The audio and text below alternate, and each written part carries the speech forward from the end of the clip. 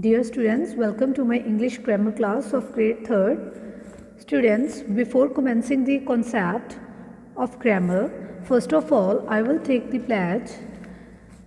I, Jeevanjot Kaur, commit to be vigilant and bear in mind at all times the risk to myself and my colleagues from COVID-19. I promise to take all necessary precautions that prevent the spread of this deadly virus.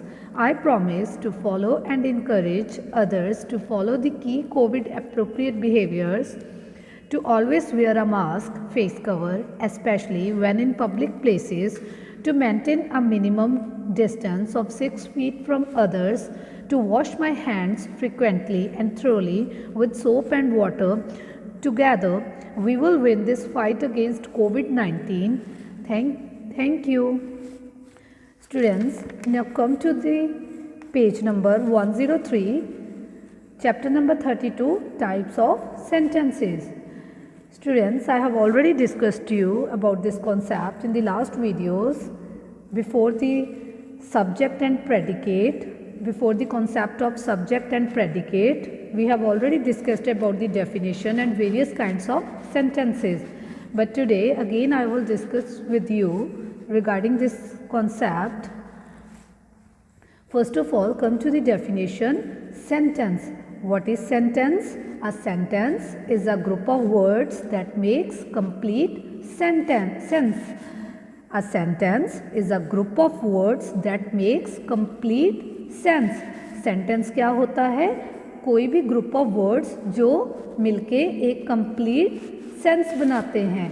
और जो sentence होता है, it must have words placed in the correct order. इसके जो words होते हैं ये correct order में होने चाहिए. It begins with a capital letter. कोई भी सेंटेंस होता है वो कहाँ से स्टार्ट होता है, बिगेन कहाँ से होता है? कैपिटल लेटर से. It ends with a full stop, question mark और एन एक्सक्लेमेशन मार्क. और जो सेंटेंस होता है इसका जो एंड होता है ये फुल स्टॉप से होता है, क्वेश्चन मार्क से होता है और एक्सक्लेमेशन मार्क से होता है. It must have a verb in it. इसके बीच में वर्ब भी होता है, वर्ब को भी यूज़ किया जाता है.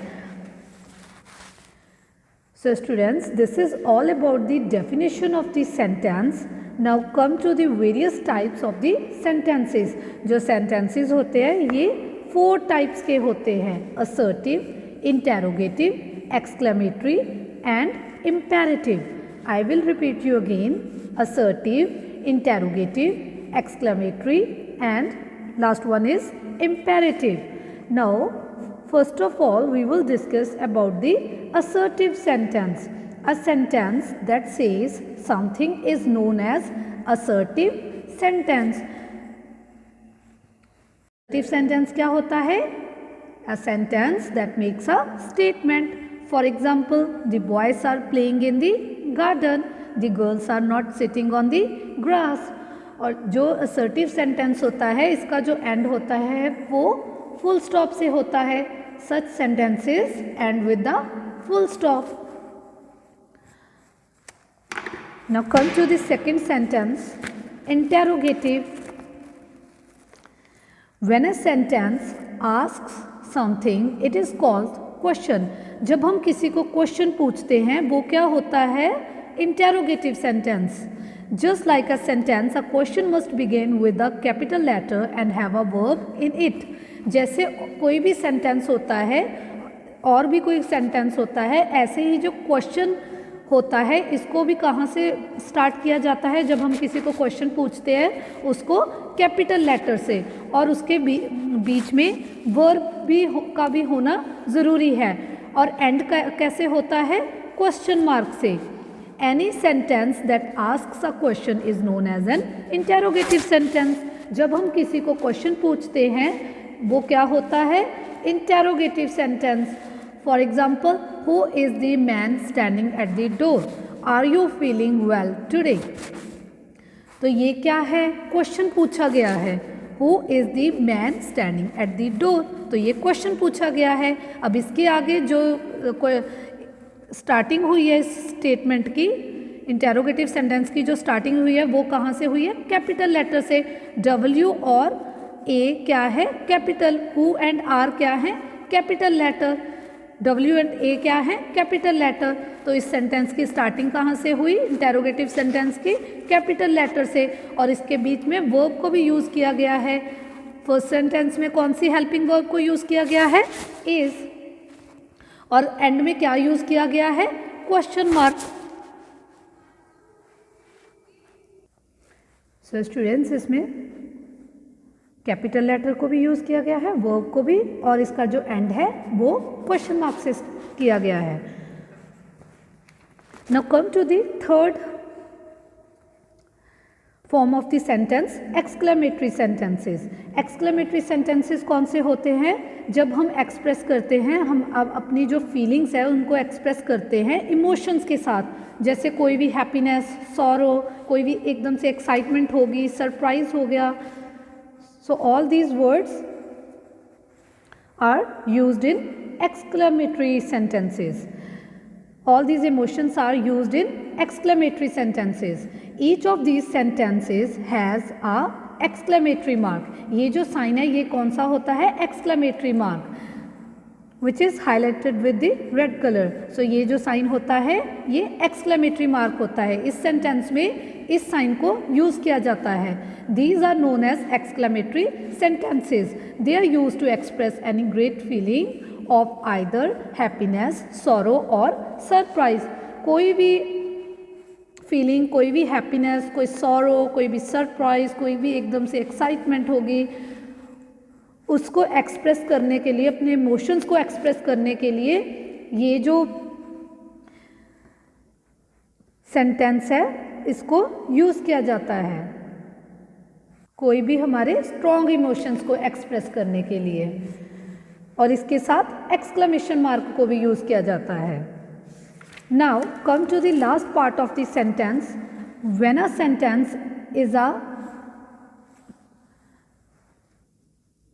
When a sentence is a command or a request, we call it an imperative sentence. For example, shut the door. Please give me some water.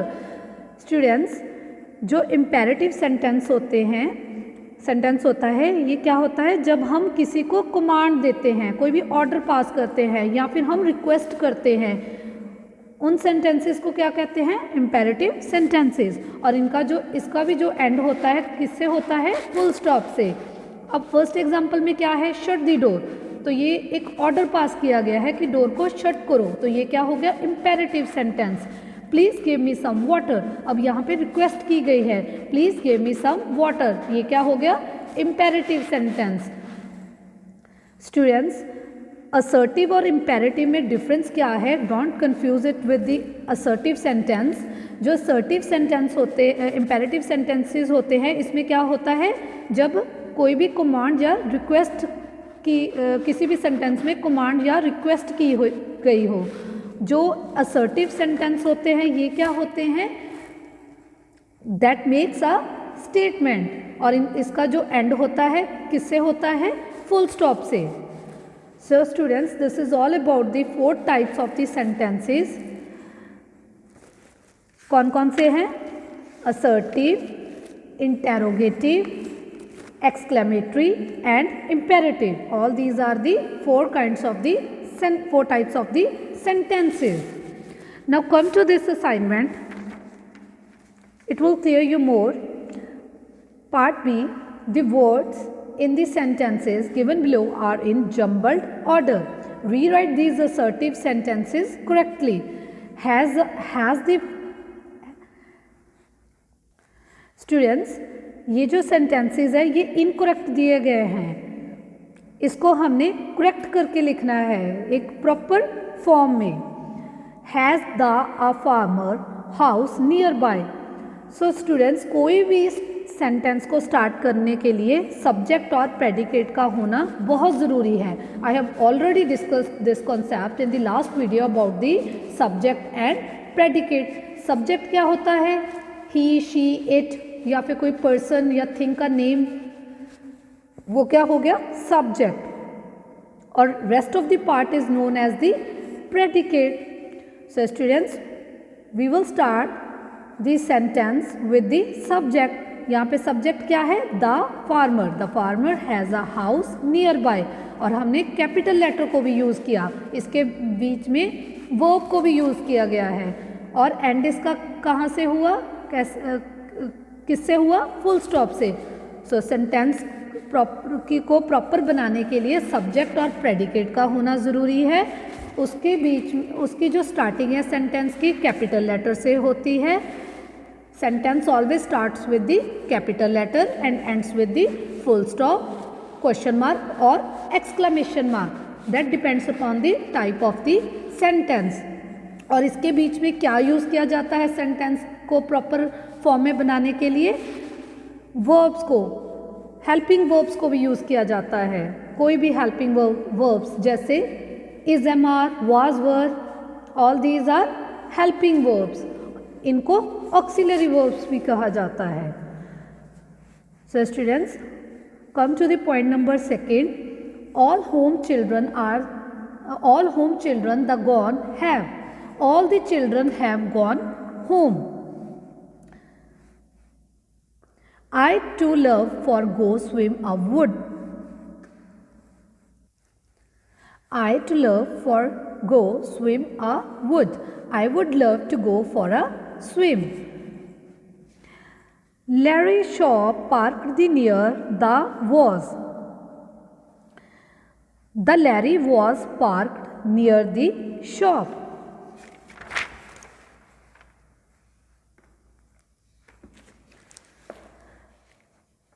At her, the girl mother Pretty waved. The pretty girl waved at her mother. Train this many stops at stations. This train stops at many stations. So students, now come to the part D. Put full stop or question mark at the end of these groups of words. अब हमने ये sentences given है, इसके सामने हमने question mark या फिर full stop को डालना है. Why are you so late today? तो ये क्वेश्चन पूछा गया है. So what will come here? Question mark. I want to give the cat some milk. तो यहाँ पे क्या आएगा? Full stop, because it's a statement. What are the stars made up of? तो ये क्या है? क्वेश्चन. तो यहाँ पे क्या आएगा? Question mark. Have you finished your homework? तो यहाँ पे क्या आएगा? Question mark. We will go home when the bell rings. तो ये क्या है? Statement. What will come here? Full stop. The pen is on the table. Again, the statement is given. So what will come here? Full stop. Who will buy the vegetables? तो ये question पूछा गया है. So what will come here? Question mark. Give me the book with the green cover. तो ये यहाँ पे क्या आएगा? स्टेटमेंट है. क्या आएगा? Full stop. Will you give me the book with the green cover? Again it's a question. First statement में, फर्स्ट 8th पॉइंट में क्या था? स्टेटमेंट थी. Give me the book with the green cover. तो ये स्टेटमेंट थी. तो हमने यहाँ पे क्या किया? फुल स्टॉप लगाया. 9th पॉइंट में क्या है? क्वेश्चन को पूछा गया है. Will you give me the book with the green cover? तो ये क्वेश्चन पूछा गया है. तो यहाँ पे क्या आएगा? Question mark. Which of these girls is a fast runner? Again question is asked. Question पूछा गया है. Which of these girls is a fast runner? तो यहाँ पे क्या आएगा? Question mark. सो स्टूडेंट्स, जहाँ पे क्वेश्चन को पूछा जाता है वहाँ पे हम क्या लगाते हैं? Sign question mark. जहाँ पे कोई सिंपल स्टेटमेंट गिवन होती है, चाहे वो असर्टिव हो चाहे वो इम्पेरेटिव हो, वहाँ पे हम क्या यूज़ करते हैं? Full stop. और जब हम कोई इमोशन से डिस्क्राइब कुछ भी हम एक्सप्रेस करते हैं विद द इमोशंस, तो वहाँ पे क्या यूज़ करते हैं? Exclamation mark. So students, this is all about the sentence and various kinds of the sentences. I hope all of you have understood about this concept. Thank you. Have a nice day.